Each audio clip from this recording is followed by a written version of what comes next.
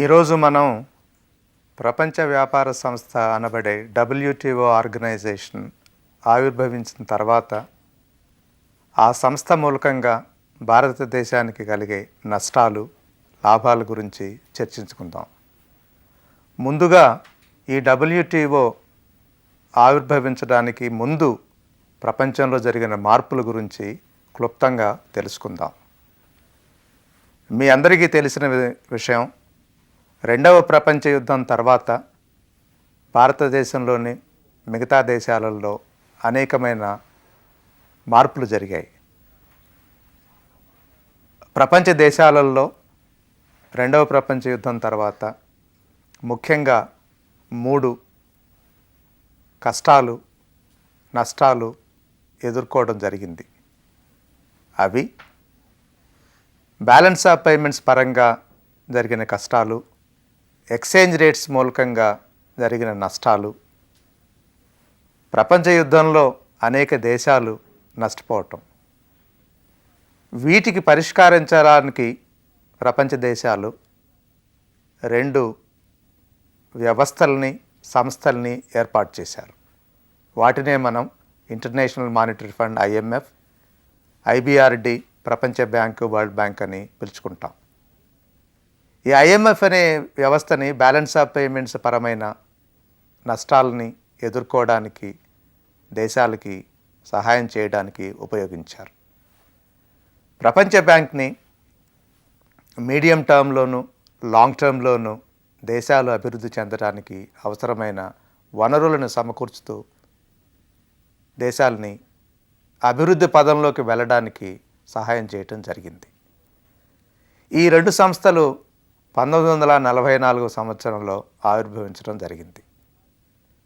సుమారు 3 సంవత్సరాల తర్వాత ప్రపంచపరంగా general agreement on trade and tariffs, GATT అనే సంస్థని తీసుకురావటం జరిగింది. ఈ GATT ముఖ్య ఉద్దేశం ఏమిటంటే, ప్రపంచంలో ఇంటర్నేషనల్ ట్రేడ్, అంతర్జాతీయ వ్యాపారం ఎటువంటి రిస్ట్రిక్షన్స్ లేకుండా జరిగితే ప్రపంచ దేశాలు అన్నీ లాభపడతాయని అప్పట్లో ఆర్థిక పరంగా చాలామంది నమ్మారు. ఈ GATT general agreement on trade and tariff ఆవిర్భవించిన తర్వాత సుమారు 48 సంవత్సరాలు, అంటే ఈ GATT 1947లో వచ్చింది. 48 సంవత్సరాల తర్వాత ఈ GATTలో నెగోసియేషన్స్ 7 నెగోసియేషన్స్ ముందుగా చేపట్టడం జరిగింది. 8వ నెగోసియేషన్ ద్వారా ఆవిర్భవించిందే ఇవాళ మనం చెప్పుకుంటున్న వరల్డ్ ట్రేడ్ ఆర్గనైజేషన్.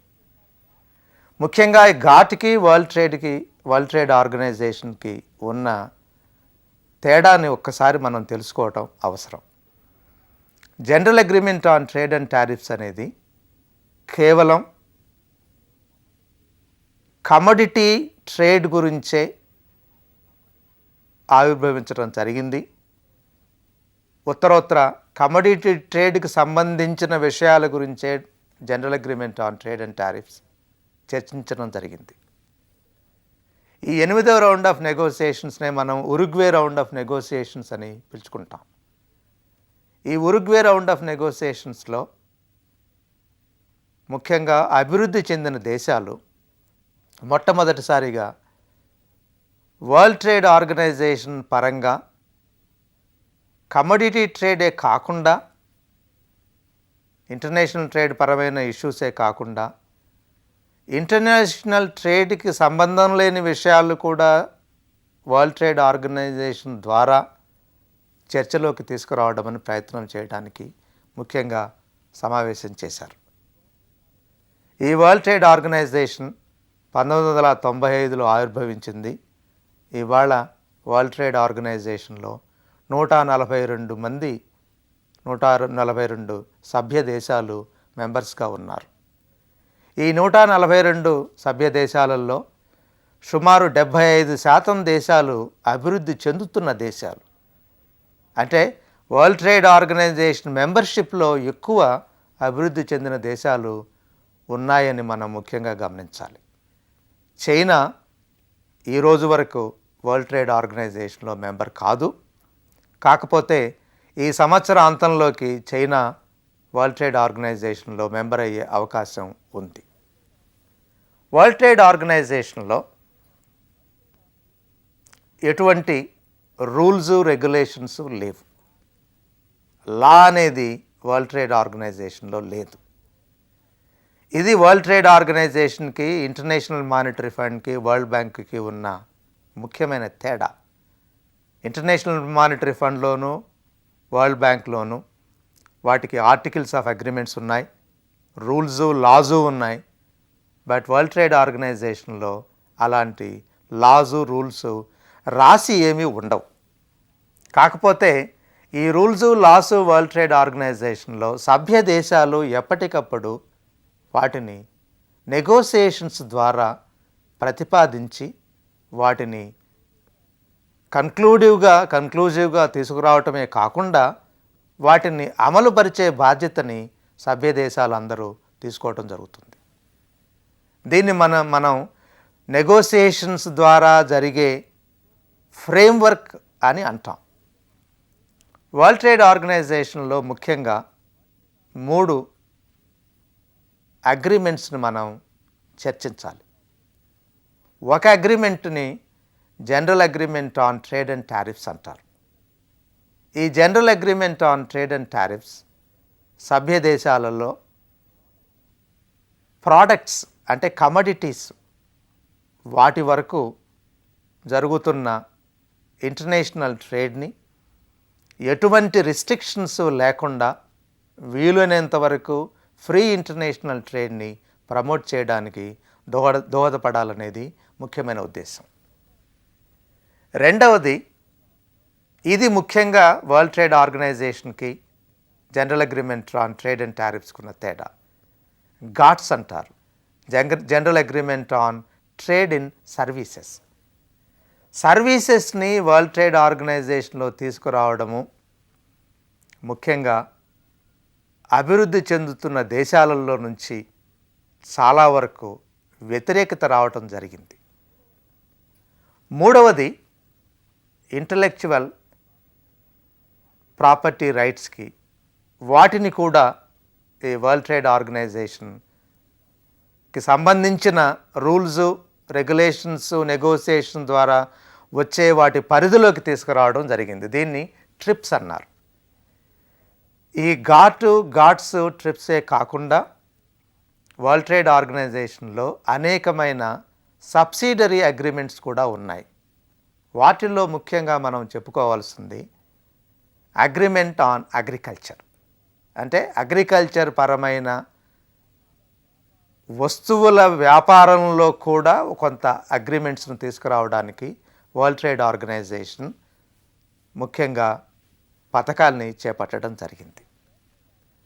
ఈ వరల్డ్ ట్రేడ్ ఆర్గనైజేషన్ ఆవిర్భవించిన తర్వాత సభ్య దేశాలు అనేక రకమైన ఈ మార్పులు చేర్పులు కూడా నెగోసియేషన్స్ ద్వారానే జరుగుతుంది. ముందుగా నేను చెప్పినట్టు వరల్డ్ ట్రేడ్ ఆర్గనైజేషన్కి రూల్సు ఫ్రేమ్వర్క్ అనేది ఎవరూ రాసి ఉండరు. ఎప్పటికప్పుడు ఈ రూల్స్ ఫ్రేమ్వర్క్స్ మారుతూ ఉంటాయి. ఎలా మారుతూ ఉంటాయంటే నెగోసియేషన్స్ ద్వారానే మారుతుంటాయి. ఇది ముఖ్యంగా మనం గమనించాల్సిన విషయం. ఎందుకంటే ఇవాళ మన దేశంలోనూ ఇతర దేశాలలోనూ ఇండియా రేపు జరగబోయే దోహా కాన్ఫరెన్స్లో పాల్గొనాలా లేదా, ఇండియా దోహా కాన్ఫరెన్స్లో పాల్గొంటే నెగోసియేషన్స్లో ఇండియా చేపట్టాల్సిన వరవడి, చేపట్టాల్సిన కార్యక్రమాలు ఏమిటి, వీటి మీద మన దేశంలోనూ అంతర్జాతీయ పరంగా కూడా చాలా చర్చలు జరుగుతున్నాయి.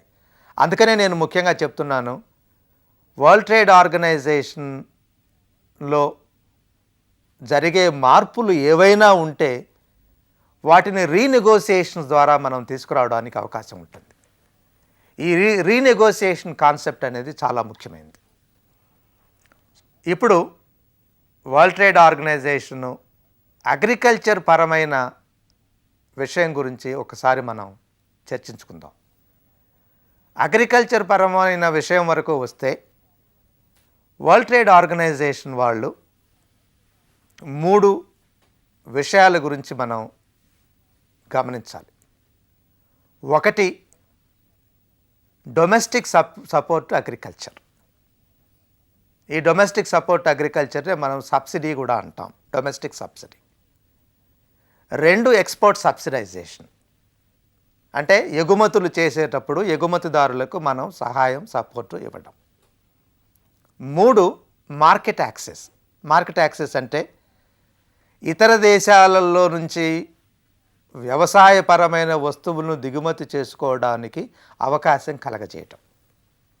ఈ 3 అతి ముఖ్యమైన విషయాలు వ్యవసాయపరమైన వస్తువుల ఎగుమతులు దిగుమతులలో వరల్డ్ ట్రేడ్ ఆర్గనైజేషన్ ద్వారా జరిగే పరిణామంలో అతి ముఖ్యమైనవి.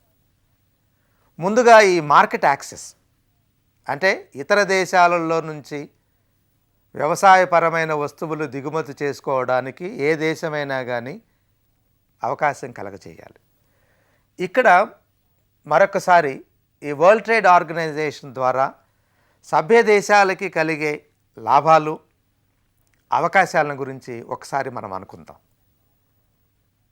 WTO ద్వారా మోస్ట్ ఫేవర్డ్ నేషన్ ట్రీట్మెంట్ అనేది ఒకటి ఉంది. అంటే ఈ మోస్ట్ ఫేవర్డ్ నేషన్ ట్రీట్మెంట్ అంటే ఒక దేశం ఏదైనా ఒక దేశానికి ప్రాముఖ్యతను కానీ ఫేవరబుల్ ట్రీట్మెంట్ కానీ ఇవ్వటం జరిగితే ఆ ట్రీట్మెంట్ WTO మెంబర్స్ అందరికీ కలగజేయాలి. దీన్ని most favoured nation clause treatment అన్నారు. ఈ most favoured nation clause treatment ఘాట్లో కూడా ఉండేది. ఆ ఘాట్లో నుంచే general agreement on trade and tariffs నుంచే ఈ మోస్ట్ ఫేవర్డ్ నేషన్ క్లాజ్ అనేది వచ్చింది. రెండవది నేషనల్ ట్రీట్మెంట్. ఈ నేషనల్ ట్రీట్మెంట్లో ఏమిటంటే ఒక దేశం దేశీయ పరంగా తయారు చేసిన వస్తువులకి దిగుమతి చేసుకునే వస్తువులకి ఎలాంటి తేడాలను చూపించడానికి వీలు లేదు. అంటే మన దేశంలో తయారు చేసుకునే వస్తువులకి ఇతర దేశాల నుంచి మనం దిగుమతి చేసుకునే వస్తువులకి కూడా ఎటువంటి తేడా చూపించడానికి వీలు లేదు. దీన్ని నేషనల్ ట్రీట్మెంట్ అన్నారు. మూడవది అంతర్జాతీయ వ్యాపారం, ఇంటర్నేషనల్ ట్రేడ్ జరుగుతున్నప్పుడు WTO ఫేజ్డ్గా ఈ అంతర్జాతీయ వ్యాపారానికి కలిగిన రిస్ట్రిక్షన్స్, ఈ రిస్ట్రిక్షన్స్లో మనం ముఖ్యంగా క్వాంటిటేటివ్ రిస్ట్రిక్షన్స్ అంటాం, టారిఫ్స్ అంటాం.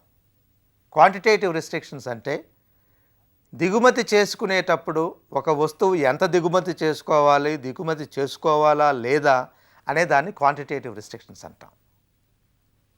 టారిఫ్స్ అంటే వస్తువుని దిగుమతి చేసుకోవచ్చు, కానీ దిగుమతి చేసుకోవాలంటే మీరు సుంకాన్ని పే చేయాలి, ఇంపోర్ట్ డ్యూటీ పే చేయాలి.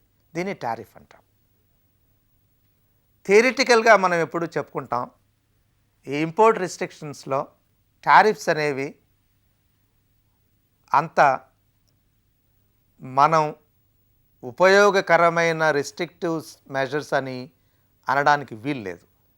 ఎందుకంటే ఈ క్వాంటిటేటివ్ రిస్ట్రిక్షన్స్ టారిఫ్స్ను కంపేర్ చేసుకుంటే క్వాంటిటేటివ్ రిస్ట్రిక్షన్స్ చాలా ఇన్ఎఫిషియెంట్. ఇవి ఇన్ఎఫిషియన్సీని ప్రమోట్ చేస్తాయి. కాకపోతే టారిఫ్స్ దేశీయ పరంగా ధరల్ని పెంచినప్పటికీ కాంపిటీషన్ పూర్తిగా నిర్మూలించకుండా కాంపిటీషన్ ప్రమోట్ చేస్తుంది ఈ టారిఫ్. అందుకని WTO వాళ్ళు ఏమంటారంటే ఏ దేశమైనా కానీ WTO మెంబర్గా ఉన్నంతకాలం క్వాంటిటేటివ్ రిస్ట్రిక్షన్స్ రిమూవ్ చేయాలి, టారిఫ్స్ని స్లోగా స్టడీగా తగ్గించాలి. ఇది మూడవది. నాలుగవది ఏమిటంటే అంతర్జాతీయ వ్యాపారం అభివృద్ధి చెందాలంటే ప్రతి దేశం రాబోయే కాలంలో ఉన్న రిస్ట్రిక్షన్స్ గురించి ముందుగానే తెలిసి ఉండాలి. అంటే ఏమిటంటే దీన్ని బౌండ్ డ్యూటీస్, బౌండ్ రేట్స్ అన్నాం.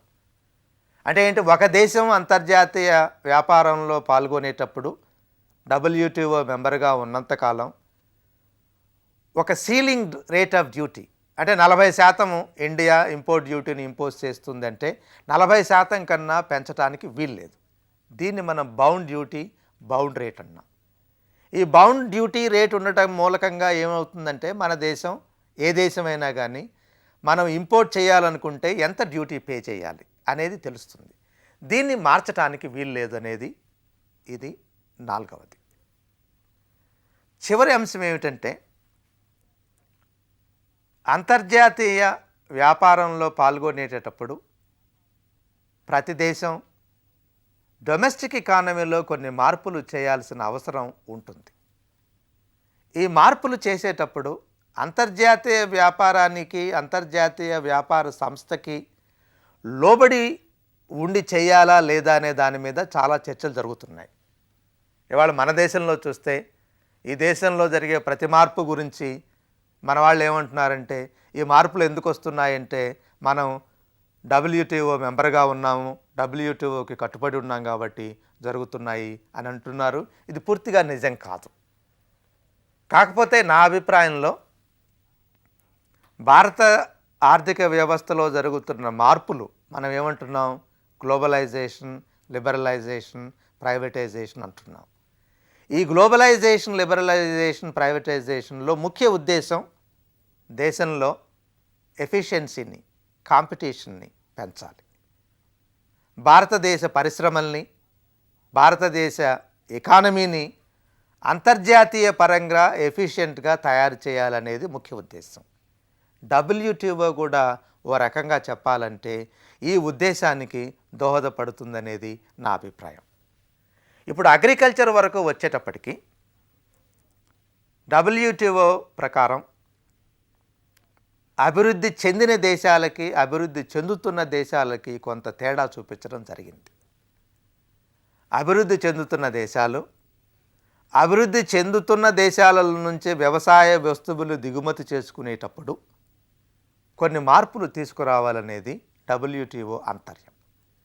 అలాగే అభివృద్ధి చెందుతున్న దేశాలు కూడా అభివృద్ధి చెందిన దేశాల నుంచి వ్యవసాయ వస్తువుల్ని దిగుమతి చేసుకునేటప్పుడు కొన్ని మార్పులు తీసుకురావాలి. దీన్ని ఏమంటామంటే మనం bound duties, tariffs, quantitative restrictions అంటాం.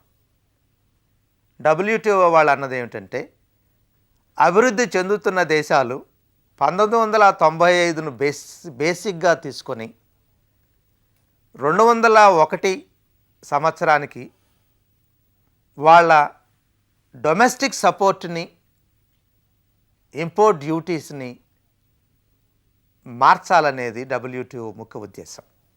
అంటే ఇక్కడ నేను ముఖ్యంగా చెప్పదలుచుకుంది ఏంటంటే ఈ మార్కెట్ యాక్సెస్ని, అంటే ఏమిటి, అభివృద్ధి చెందిన దేశాలు అభివృద్ధి చెందుతున్న దేశాల నుంచి వ్యవసాయ వస్తువులను దిగుమతి చేసుకోవాలంటే దీన్ని WTO ప్రకారం 1 నుంచి సుమారు 5% వరకు పెంచాలనేది. అంటే ఏమిటి, అమెరికా ఇప్పుడు $100 వ్యవసాయ వస్తువులు దిగుమతి చేసుకుంటూ ఉంటే ఈ $100 వ్యవసాయ వస్తువుల దిగుమతిలో కనీసం $5 వ్యవసాయ వస్తువుల దిగుమతిని అభివృద్ధి చెందుతున్న దేశాల నుంచి దిగుమతి చేసుకోవాలనేది ఇదొకటి. రెండవది ఈ టారిఫ్స్ని తగ్గించాలి. మూడవది డొమెస్టిక్ సబ్సిడీ అగ్రికల్చర్ని తగ్గించాలి. అభివృద్ధి చెందుతున్న దేశాలు ఇవాళ ముఖ్యంగా మాట్లాడుతున్నవి ఏమిటంటే భారతదేశంలోనూ మిగతా అభివృద్ధి చెందుతున్న దేశాలలోనూ వ్యవసాయ పరంగా చాలా కష్టాలు, నష్టాలు ఉన్నాయి అని. ఈ కష్ట నష్టాలకి ముఖ్య కారణం WTO మీద నేరాన్ని ఆపాదించడం జరుగుతూ ఉంది. ఇది ఎంతవరకు నిజమనేది ఒకసారి మనం ఆలోచించడం అవసరమని నా అభిప్రాయం. ముఖ్యంగా వ్యవసాయ పరంగా చూస్తే భారతదేశంలోని ఇతర అభివృద్ధి చెందుతున్న దేశాలలో వ్యవసాయం ఇవాళ కూడా కమర్షియల్గా తయారవ్వలేదు. చాలా మటుకు వ్యవసాయం సబ్సిస్టెన్స్గా, అంటే వ్యవసాయం చేస్తున్న వాళ్ళు వాళ్ళ అవసరాల కోసం వ్యవసాయ ఉత్పత్తుల్ని పెంచుతున్నారు తప్ప వ్యాపార నిమిత్తం చేయటం లేదు. అంటే దీని మూలకంగా ఏమవుతుంది, అగ్రికల్చరల్ ప్రొడక్టివిటీ తగ్గుతుంది. ఇది ఒక కారణం. రెండవది, అభివృద్ధి చెందిన దేశాలలో వ్యవసాయ ఉత్పత్తులు గణనీయంగా పెరగటం జరిగింది. దీని మూలకంగా ఏమవుతుందంటే అభివృద్ధి చెందిన దేశాలలో వ్యవసాయ వస్తువుల ధరలు తక్కువగా ఉంటాయి. ఇంతేకాకుండా అభివృద్ధి చెందిన దేశాలు ఇంకా డొమెస్టిక్గా అగ్రికల్చర్కి సపోర్ట్ చేయడం జరుగుతుంది. అంటే డొమెస్టిక్ అగ్రికల్చర్ సపోర్ట్ చేయడం మూలకంగా జరిగే మార్పుల మూలకంగా మీరు అడగొచ్చు, మన దేశానికి వచ్చే నష్టం ఏమిటండి అని. ఇప్పుడు అమెరికా వ్యవసాయ రంగానికి సపోర్ట్ చేస్తే, అమెరికా అయితేనేమిటి, ఆస్ట్రేలియా అయితేనేమిటి, యూరోపియన్ యూనియన్ అయితేనేమిటి, ఈ దేశాలలో వ్యవసాయం చాలా వరకు కమర్షియల్గా నడుస్తుంది. మన దేశంతో పోలిస్తే వ్యవసాయ రంగంలో ఉత్పాదకత చాలా ఎక్కువ. ఈ దేశాలలో ఎక్కువ ఉత్పాదకతతో పాటు ఈ దేశాలు డొమెస్టిక్గా వ్యవసాయాన్ని సపోర్ట్ చేస్తున్నాయి. వ్యవసాయాన్ని ఎలా సపోర్ట్ చేస్తారని మీరు అడగచ్చు. ఒకటి ఏమవుతుంటే, వ్యవసాయ రంగానికి కావలసిన ఇన్పుట్స్, ఫర్టిలైజర్ అయితేనేమిటి, సీడ్స్ అయితేనేమిటి, ఎలక్ట్రిసిటీ అయితేనేమిటి, వాటర్ అయితేనేమిటి, వీటన్నిటినీ ఈ దేశాలు సబ్సిడైజ్ ప్రైసెస్కి ఇవ్వటం జరుగుతుంది. కానీ మనం కూడా ఇవ్వచ్చు కదా అని మనం అనొచ్చు. భారతదేశంలో గత 10 సంవత్సరాలలో జరిగిన ఆర్థికపరమైన మార్పులలో ముఖ్యంగా మనం గమనించాల్సింది, లిబరలైజేషను, ప్రైవేటైజేషన్ పేరుతో ఒక రకంగా చెప్పాలంటే వ్యవసాయ రంగం కొంత దెబ్బతింది. దెబ్బతినడానికి ముఖ్య కారణం ఏమిటంటే, మనం ఇవాళ యూజర్ ఛార్జెస్ అంటున్నాం. ఈ యూజర్ ఛార్జెస్ మూలకంగా వ్యవసాయ రంగం నుంచి ఎలక్ట్రిసిటీ ఛార్జెస్ పెంచాలని, వాటర్ ఛార్జెస్ పెంచాలని, సబ్సిడీ తగ్గించడం మూలకంగా ఫర్టిలైజర్ ధరలు పెరిగాయి, సీడ్స్ ధరలు పెరిగాయి. వీటి మూలకంగా ఒక రకంగా చెప్పాలంటే అగ్రికల్చర్ కాస్ట్ పెరిగింది మన దేశంలో. ఇది మన దేశంలోనే కాదు, ఇతర దేశాల్లో కూడా ఇది జరుగుతున్న మార్పు. అంటే ఏమిటి, భారతదేశ వ్యవసాయ రంగంలో ధరలు పెరుగుతూ ఉన్నాయి. దీనికి తోడు ఏం జరుగుతుందంటే, ఇతర దేశాలలో, అంతర్జాతీయంగా అభివృద్ధి చెందిన దేశాలలో వ్యవసాయ రంగంలో ఉత్పాదకత ఎక్కువగా ఉంది, ధరలు తక్కువగా ఉన్నాయి. దానికి తోడు ఆ దేశాలు డొమెస్టిక్ సపోర్ట్ తగ్గించటం లేదు. ఇది అతి కీలకమైన అంశం. మరో ముఖ్యమైన అంశం ఏమిటంటే, WTOకి సంబంధించినంత వరకు మీరు గమనించే ఉంటారు, భారతదేశం ఈ మధ్యన క్వాంటిటేటివ్ రిస్ట్రిక్షన్స్ అనే వాటిని పూర్తిగా రిమూవ్ చేశారు. ఈ క్వాంటిటేటివ్ రిస్ట్రిక్షన్స్ రిమూవల్కి మనం కొంత బ్యాక్గ్రౌండ్ తెలుసుకుంటే, అసలు భారతదేశం క్వాంటిటేటివ్ రిస్ట్రిక్షన్స్ని ఎందుకు రిమూవ్ చేయాల్సి వచ్చింది అనేది ఒక ముఖ్య అంశం. WTO పరంగా ఏ దేశమైనా కానీ బ్యాలెన్స్ ఆఫ్ పేమెంట్స్ ఇంప్రూవ్మెంట్ అంటూ జరుగుతూ ఉంటే, ఈ బ్యాలెన్స్ ఆఫ్ పేమెంట్స్ ఇంప్రూవ్మెంట్ జరిగినప్పుడు క్వాంటిటేటివ్ రిస్ట్రిక్షన్స్ రిమూవల్ అనేది చేయాలి. అంటే నేను ముందే చెప్పాను, ఇంపోర్ట్ రిస్ట్రిక్షన్స్ అంటే దిగుమతులని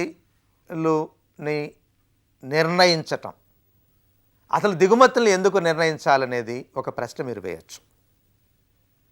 దిగుమతులను నిర్ణయించడానికి గల ముఖ్య కారణం ఏమిటంటే, మన దేశంలో అంటే డొమెస్టిక్గా వ్యవసాయ రంగాన్ని, పరిశ్రమ రంగాన్ని అభివృద్ధి చేయాల్సిన అవసరం ఉంది. కాబట్టి ఎకనామిక్ థియరీలో మనం ప్రొటెక్షనిస్ట్ పాలసీ అంటాం.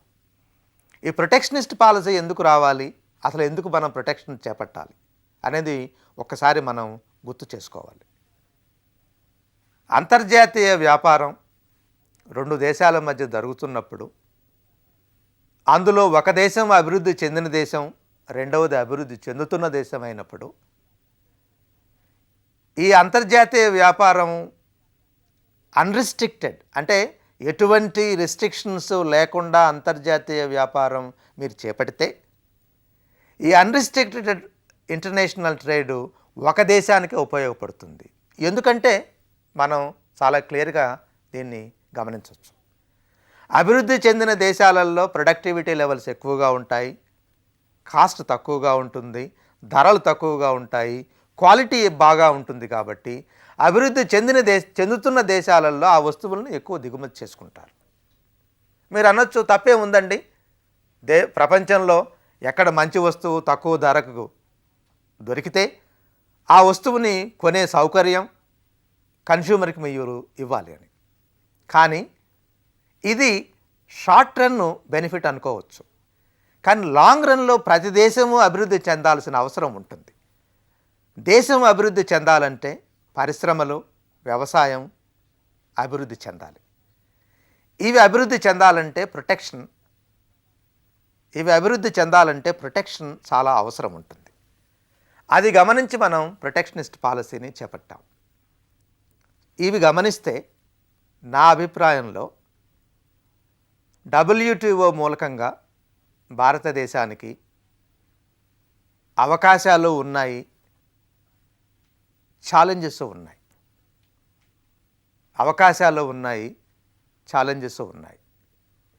ఈ ఛాలెంజెస్ని, అవకాశాలని లాభాలుగా మనం మలుచుకోవాలంటే, అంటే ఇవాళ చాలామంది WTO నుంచి భారతదేశం విత్డ్రా అయిపోవాలంటున్నారు. అది ఆ అభిప్రాయంతో నేను ఏకీభవించను. WTOలో భారతదేశం సభ్యునిగా ఉండడం భారతదేశానికే అవసరం. ఇది గమనించి ఈ అవకాశాలు, ఈ ఛాలెంజెస్ ఒక పరంగా, రెండవ పరంగా వీటిని లాభాలుగా మలుచుకోవాలంటే డొమెస్టిక్గా మనం మార్పులు తీసుకురావాలి. ఈ మార్పుల్లో ముఖ్యంగా నా అభిప్రాయంలో వ్యవసాయ రంగంలో ఇన్ఫ్రాస్ట్రక్చరల్ ఫెసిలిటీస్ పెంచాలి.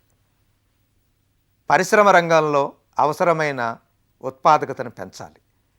ఇవి జరగకుండా మనం ఎంతసేపు WTO గురించే మాట్లాడుతూ ఉంటే ఉపయోగంగా ఉంటుందని నేను అనుకోను. ఇది ముఖ్యంగా గమనించాలని నా అభిప్రాయం.